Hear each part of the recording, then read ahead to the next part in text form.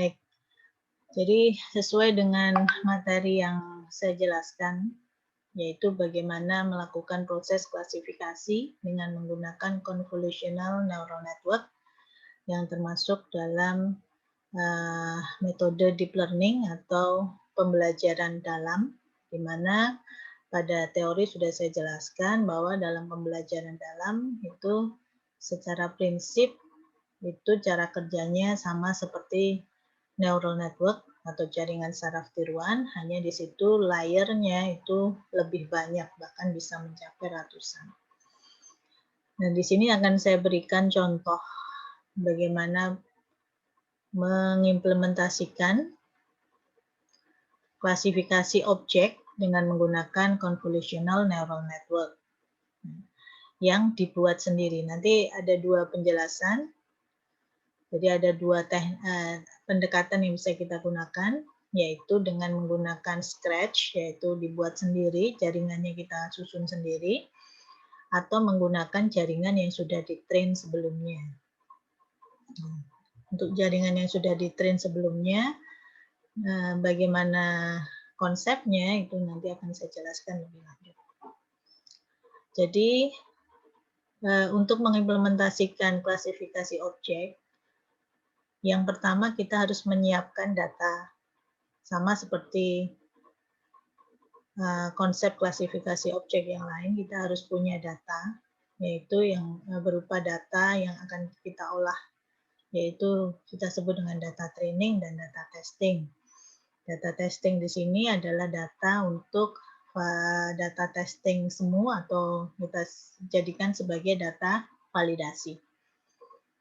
Nah, di sini kita bisa menggunakan, maaf ini sudah terlihat ya?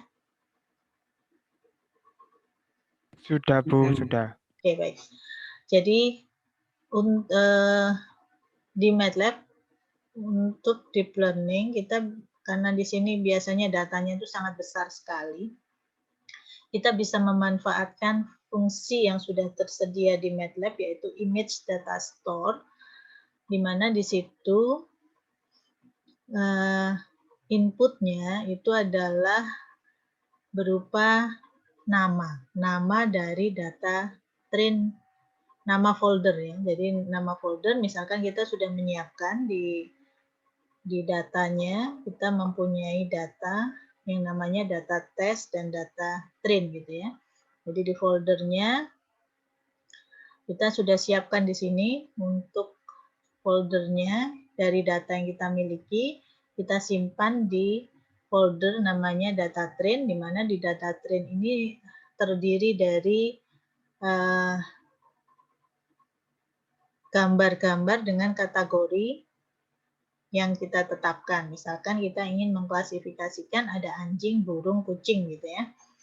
Maka nama foldernya itu juga kita sesuaikan dengan kelas atau klasifikasi yang ingin kita implementasikan. Jadi contohnya di sini anjing, ya berarti semua gambar anjing itu ada di sini. Kemudian di sini burung, ya berarti kita juga harus menyiapkan gambar-gambar burung yang kita masukkan ke folder untuk masing-masing jenis. Dan di sini kita jadikan satu dalam folder yang kita beri nama train. Demikian juga untuk yang data testnya itu juga kita siapkan di folder yang namanya data test. Ya, data test. Nah, di sini nanti MATLAB itu akan membaca.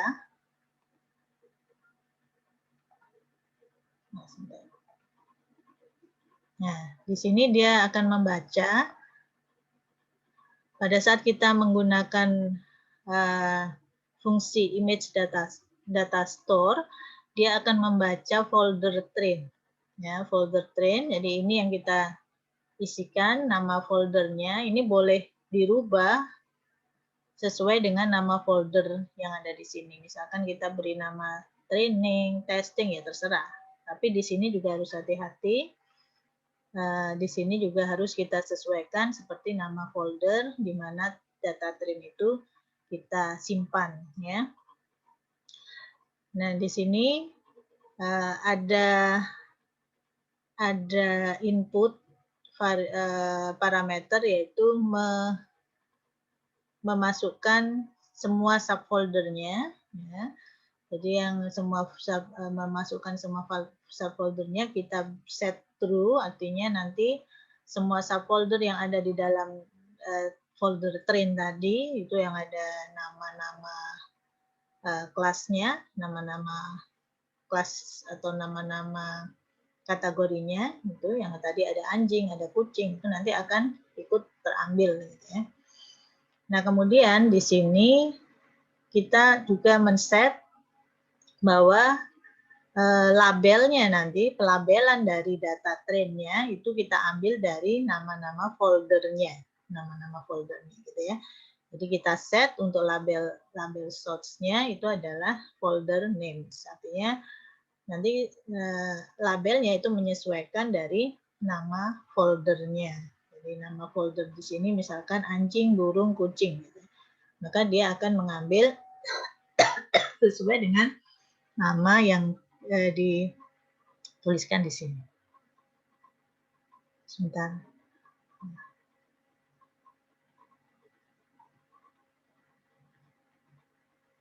Oke. Demikian juga hal yang sama kita lakukan untuk image test-nya. Jadi kita ambil dari data test-nya. Jadi dari data test-nya.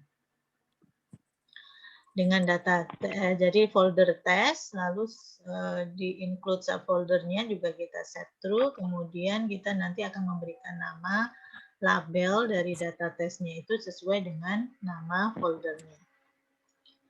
Nah,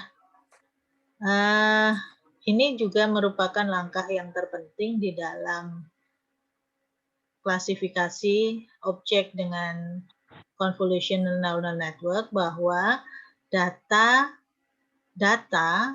yang kita akan training itu harus dalam bentuk RGB, artinya berwarna ya. Jadi kalau nanti kita mempunyai gambar yang akan kita olah itu adalah grayscale, itu harus kita rubah menjadi RGB terlebih dahulu, ya.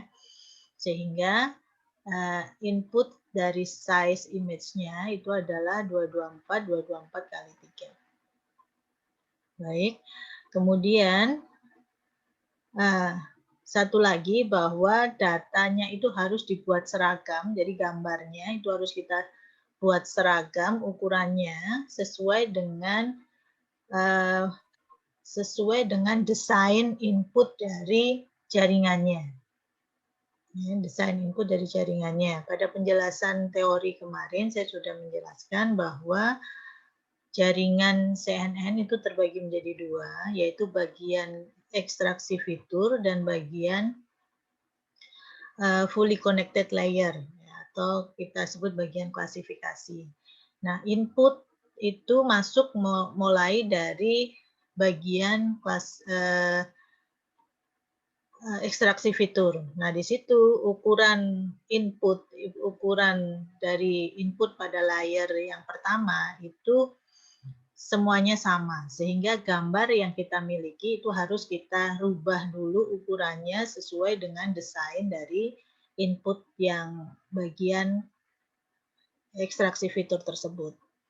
Misalkan di sini input layernya itu ukurannya dia adalah 224 kali 224. Jadi ini juga harus kita rubah, semua data set yang kita miliki itu harus kita rubah ke ukuran tersebut, ya.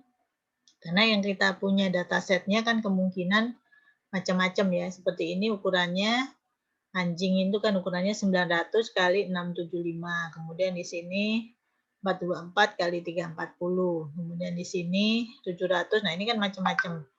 Nah, itu harus kita rubah dulu ke ukuran yang sama. Nah, itu dengan perintah ini. Jadi kita tentukan dulu input size-nya, ukurannya adalah 224 kali 224 kali 3. Ini menunjukkan dia gambarnya adalah RGB. Jadi ada 3 dimensi. Dimensi R, dimensi G, dan dimensi B. Kemudian, nah ini adalah proses untuk merubah merubah dari semua data yang ada di image data store. Kita kan tadi sudah mengambil dari dari data yang kita miliki itu sudah kita simpan datanya ke image. Misalkan di sini kita simpan ke IMDS atau image data store train, kemudian image data store test. Nah, maka semua yang ini ada di dalam variabel ini kemudian akan kita rubah dengan menggunakan fungsi yang disebut dengan augmented image data store, di mana di sini itu di dalamnya ada fungsi untuk merubah dari berbagai macam ukuran image ke ukuran image yang dituliskan di sini. Ini. Jadi ukuran image input size kan 224 224. Nah, ini semuanya kita rubah ke ukuran 224 kali 224. Kita tidak perlu merubah sampai ke detail yang 3 karena semuanya nanti akan ikut ke ukuran 224 kali 224 untuk semua dimensinya. Nah, ini maksudnya 1 sampai 2 ini artinya kita mengambil ukuran yang 1 dan 2 ini saja. 224 kali 224 ya, input size baris 1 ya untuk 2 kolom ya. Jadi kolom 1 dengan kolom 2. Nah, seperti itu. Ya. Jadi ini kita artinya di sini kita akan merubah semua data yang ada di image data store train dan image data store test menjadi ukuran 224 kali 224. Oke. Kemudian kita set di sini juga jumlah kelas. Karena sesuai dengan data tes yang kita miliki di sini, jumlah kelasnya ada 3 misalkan. Ya. Maka kita sebutkan di sini, kita deklarasikan 6 kelasnya ada 3. Seperti ini. Nah, kemudian yang berikutnya yang tidak kalah pentingnya dalam CNN, yang versi Scratch ya, itu adalah membentuk layer-layer dalam jaringan. Seperti yang saya jelaskan sebelumnya bahwa pada bagian ekstraksi fitur itu ada layer convolution, ada layer ReLU, ada layer pooling gitu ya. Nah, itu bisa diulang-ulang tergantung desain yang kita tetapkan. Kita mau mendesain seperti apa? Apakah convolution, kemudian pooling, kemudian diulang lagi convolution, pooling, atau bagaimana? Itu tergantung. Makanya itu yang menjadi titik poin dari berbagai macam model jaringan dalam penelitian itu adalah di model jaringannya itu. Ya. Nah, di sini pada contoh di sini kita menggunakan pada bagian ekstraksi fiturnya itu menggunakan convolution 2 dimensi, ya, convolution, kemudian ada normalisasi, kemudian di ReLU. Nah, ini sebenarnya satu kesatuan ya. Untuk ReLU layer itu biasanya di norm dulu, ya, dinormalisasikan dulu, kemudian baru di ReLU ya. Karena ReLU kan kemarin sebenarnya proses untuk mengambil nilai-nilai yang positif kan, nah, itu maka harus dinormalisasi terlebih dahulu. Itu ada tambahan normalisasi layer kalau di MATLAB. Jadi sebenarnya kalau kita gambarkan secara konseptual itu sebenarnya ini adalah masuk ke ReLU layer. Jadi kalau di sini susunannya adalah convolution, ReLU, pooling, convolution, ReLU, pooling, convolution, ReLU. Nah, sudah. Nah, jadi ini adalah desain dari layer untuk yang bagian ekstraksi fitur. Nah, perhatikan bahwa untuk yang convolution itu ada variabel. Ya, ada variabel di sini. Di sini didefinisikan tiga. Tiga ini adalah ukuran filter. Ya, ukuran filter itu adalah 3x3, kemudian 8 ini adalah jumlah filter, karena filternya bisa kita set, misalnya kita hanya menggunakan 2, 3, itu nanti isinya macam-macam ya. Ada smoothing, ada Gaussian, ada sharpening, nah itu kita ambil sebanyak 8 filter yang sudah tersedia di convolution layer 2 dimensi. Kemudian di sini menggunakan padding atau yang saya jelaskan pada teori adalah bantalannya dengan ukuran same, artinya nanti outputnya itu sama seperti ukuran inputnya. Jadi di sini menggunakan padding ya untuk proses convolutionnya. Kemudian setelah proses convolution dia masuk ke ReLU. Jadi di rectified ya, jadi normalkan sehingga nilainya yang negatif-negatif, karena kemungkinan salah satu dari filter ini ada yang menggunakan filter sharpening yang biasanya menghasilkan nilai negatif. Lalu setelah di ReLU kemudian dilakukan proses max pooling layer. Pooling layernya di sini menggunakan max, berarti mengambil nilai maksimum untuk setiap 2x2 ketetanggaan di sini. Filter ukurannya 2x2, kemudian stride. Stride masih ingat kalau kalian sudah melihat di konsep yang saya berikan, stride ini artinya lompatan ya. Jadi lompatannya itu adalah 2-2. Jadi kalau yang normal untuk filtering itu lompatannya 1. Nah kalau stride-nya 2 berarti itu tidak ada tumpang tindih ya antara ukuran 2x2-nya. Kemudian setelah itu di sini dilanjutkan dengan convolution lagi. Jadi setelah di max pooling, di convolution lagi dengan ukuran filternya 3x3, jumlah filternya ada 16 menggunakan padding. Lalu setelah hasil convolution di ReLU lagi, ReLU layer, kemudian dilakukan masuk ke pooling layer dengan ukuran filter poolingnya 2x2, lalu juga menggunakan stride-nya 2, berarti lompatannya 2. Lalu masuk lagi ke convolution dengan ukuran dari filternya adalah 3x3, jumlah dari filternya ada 32 dengan padding. Nah, bisa dibayangkan ya bahwa setelah masuk ke convolution layer kemudian di max pooling, ini pasti ukurannya semakin kecil karena max pooling kan mengambil hanya dipotong ya, setiap 2x2 diambil hanya 1. Kemudian di convolution lagi, lalu di max pooling lagi, ini juga nanti akan terjadi penurunan ukuran dari spasialnya. Ini bisa dibayangkan ya, dari kemarin gambarnya, contohnya bisa dilihat pada contoh gambar yang saya berikan di bagian akhir dari penjelasan secara teoritikal.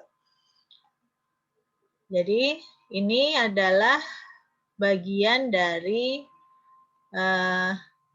layer yang awal, yaitu layer untuk ekstraksi fitur. Jadi sampai di sini. Nah ini yang bisa dikombinasikan dengan berbagai macam model. Apakah convolution, kemudian convolution max pooling, baru kemudian ReLU, itu terserah. Tergantung pada pendesainnya. Untuk bagaimana kita bisa menghasilkan hasil klasifikasi yang paling baik, berarti errornya semakin kecil. Nah, baru kemudian setelah ini selesai, kita masuk ke yang fully connected layer. Jadi yang bagian di mana fully connected layer ini bekerja seperti jaringan saraf tiruan ya. Jadi di sini fully connected layer dengan jumlah kelas. Nah, ini jangan lupa, ini menunjukkan nanti keluarannya itu sesuai dengan jumlah kelasnya. Jadi ada 3. Ini kita tentukan. Jadi ukuran outputnya sesuai dengan jumlah kelas. Nah, di dalam fully connected layer ini ada soft max layer. Ini digunakan untuk melakukan aktivasi, lalu classification layer ya untuk menghasilkan outputnya. Ya. Jadi untuk menentukan outputnya. Atau kalau di jaringan saraf itu adalah layer outputnya. Gitu ya. Jadi ini jadi satu kesatuan ya. Jadi fully connected layer, soft max layer, dan classification layer. Dan ini sudah satu kesatuan. 3 layer ini wajib ada ya. Jadi kalau yang bisa dikombinasikan bermacam-macam itu adalah yang di sini. Tapi kalau yang bagian classification itu ya 3 ini pasangannya, yaitu fully connected layer, soft max layer, dan classification layer. Ya, ini nggak bisa dirubah kalau yang ini ya.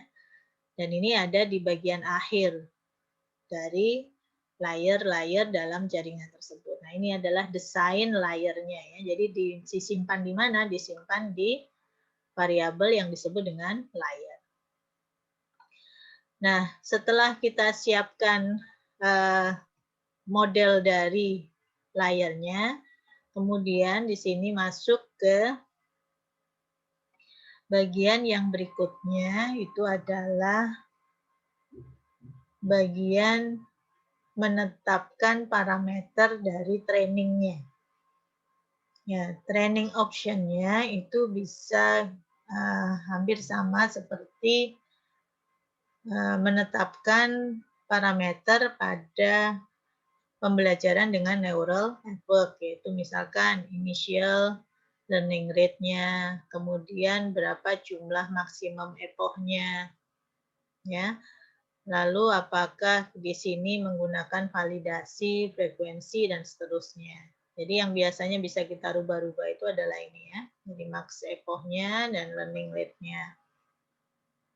Ini misalkan kita bisa ganti-ganti. Jadi itu untuk yang option atau parameter dari proses trainingnya. Kemudian setelah menyiapkan model layernya, kemudian menyiapkan training optionnya, maka langkah selanjutnya adalah melakukan proses training. Jadi proses trainingnya di sini menggunakan fungsi yang disebut dengan train network, di mana inputnya itu adalah data trainnya. Data trainnya itu yang setelah dirubah ya, jangan salah.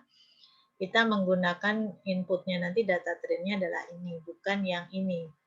Kalau ini kan yang asli, nah kemudian yang sudah kita rubah ke ukuran yang sesuai dengan ukuran dari input layernya itu adalah yang augmented image data store train. Ini jadi inputnya adalah data train, kemudian layer. Nah, layer itu yang ini tadi yang kita sudah definisikan. Jadi layernya itu dia malah menggunakan layer apa saja.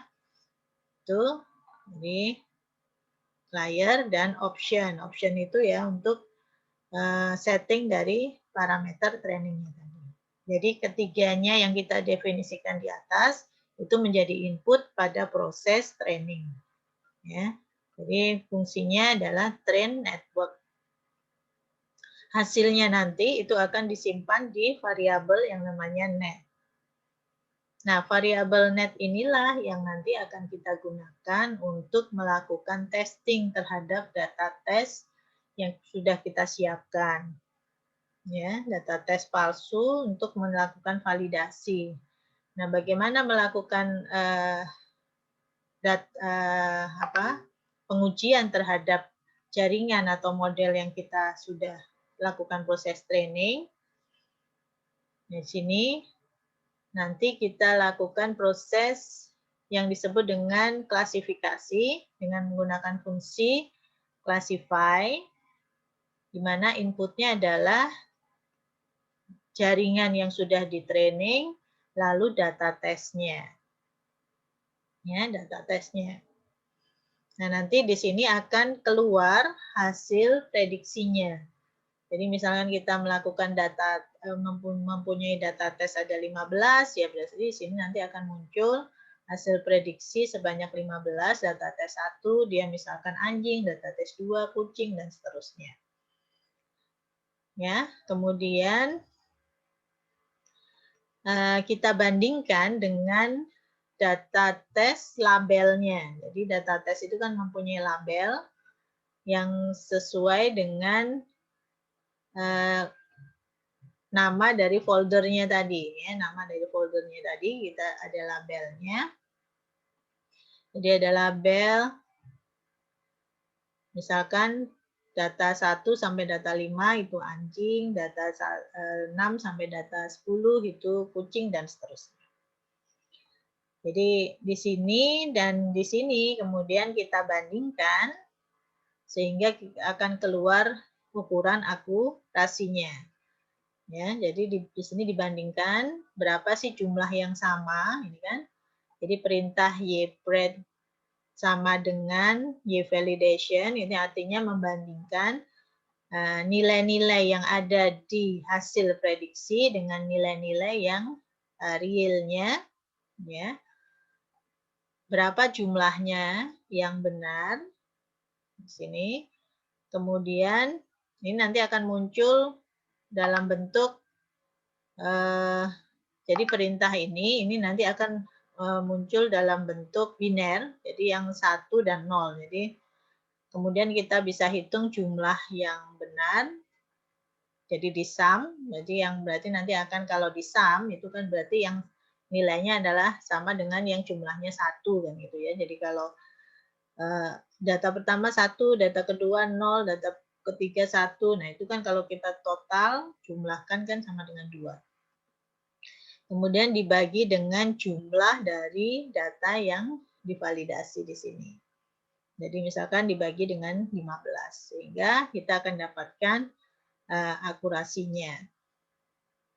Nah, akurasi ini adalah akurasi yang palsu, ya, artinya kita bisa nanti melakukan perubahan-perubahan kalau misalkan akurasinya masih rendah. Ya, misalkan di bawah 60 kita bisa melakukan perubahan, misalkan jumlah epochnya kita tambahkan, kemudian atau kita rubah di bagian layernya. Nah, kita melakukan perubahan di bagian layernya. Hanya kita harus hati-hati kalau kita melakukan perubahan di bagian layernya karena ini saling tersambung ya. Jadi kalau masuk ke input layer, convolution, itu nanti akan masuk ke bagian max pooling. Ini kalau ukurannya tidak tepat, itu juga akan terjadi kesalahan atau error. Seperti itu, kira-kira gambaran dari teknik klasifikasi objek dengan menggunakan Scratch Convolutional Neural Network. Ya. Mungkin ada pertanyaan terlebih dahulu.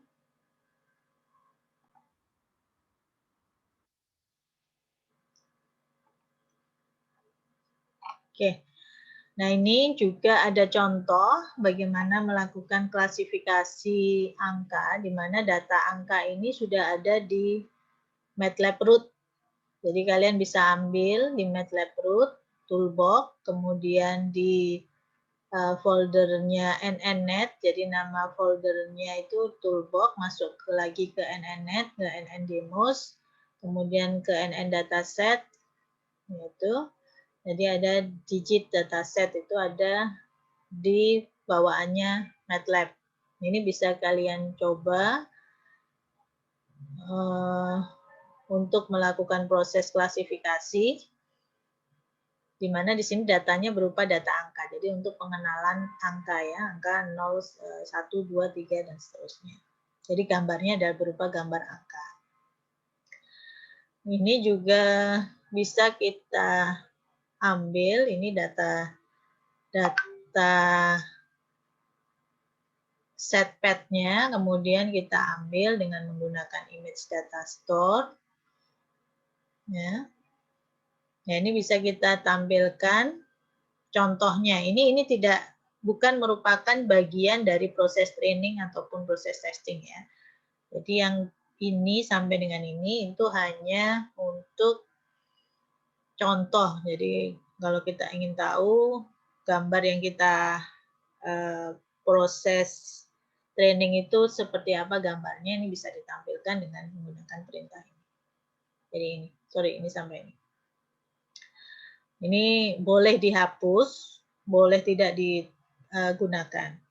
Nah, kemudian di sini karena di sini kita ambil datanya itu semua keseluruhan. Nah ini bisa kita bagi, misalkan data itu kita bagi menjadi data training dan data tes. Misalkan kita ambil data trainingnya adalah sebanyak 750. Maka kita bisa memanfaatkan fasilitas fungsi yang ada di MATLAB yaitu split each label. Jadi di sini adalah membagi dari data yang ada di data store tadi. Ini kalau ini tadi isinya banyak sekali. Ya, jadi ada banyak sekali.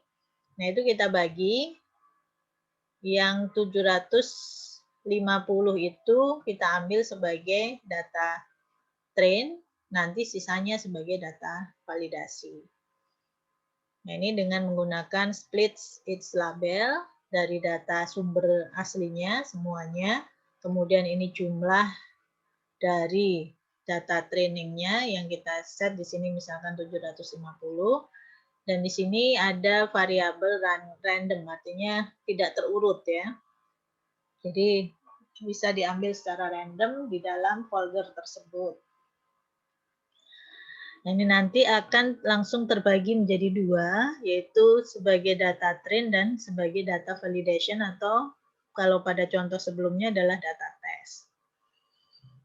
Jadi ini teknik pembagian data yang bisa kalian gunakan. Ada yang langsung menggunakan memisahkan datanya menjadi dua seperti ini, tapi kita juga bisa membaginya nanti dengan menggunakan fasilitas split each label. Kemudian sama pada sebelumnya kita juga bisa di sini dilakukan penetapan layer ya. Jadi pembentukan layernya. Nah, di sini ukuran gambarnya itu kecil-kecil. Sehingga kita cukup menggunakan ukuran yang kecil saja 28 kali 28. Karena kan gambarnya itu hanya menunjukkan nama bilangan 0, bilangan 1, bilangan 2 gitu ya. Nah, di sini misalkan kita set ukurannya 28. Nah, kalau dilihat di sini data setnya itu sudah memang ukuran 28 kali 28. Jadi di sini tidak perlu dilakukan proses untuk perubahan semua data seperti yang kita lakukan di sebelumnya ini. Ya, kalau di sini kan datanya campur ya, jadi tidak semuanya ukurannya 224 kali 224, maka harus dirubah. Nah, kalau yang di kasus klasifikasi angka dengan menggunakan data yang ada di MATLAB, itu tadi, itu ukurannya semuanya sudah sama, yaitu 28 kali 28. Sehingga kita bisa langsung gunakan. Di sini, ini ukuran layernya, jadi di sini juga sama menggunakan mirip ini ya, mirip dengan yang tadi, yaitu convolution, ReLU, max pooling, convolution, ReLU, max pooling, convolution. Dengan ukuran convolutionnya 38, berarti 8 filter, 16 filter, kemudian 32 filter. Lalu di sini digunakan proses option untuk trainingnya itu menggunakan maksimum epochnya 4 misalkan ya. Lalu sama prosesnya dilakukan proses training dari image train, layer, option, lalu dilakukan proses klasifikasi. Jadi yang berbeda di sini adalah bagaimana men-setting data setnya, ya, karena di sini data setnya semuanya sudah jadi satu dalam folder yang jumlahnya sangat besar. Ya, kemudian ini berbedanya di sini, dan Kalau yang menggunakan data yang tadi, ini sudah kita bagi datanya itu menjadi dua bagian, dua folder, yaitu ada data train dan ada data test. Kalau yang di sini, ada contoh ini itu dilakukan pembagiannya itu secara random, ya. Jadi di split secara random.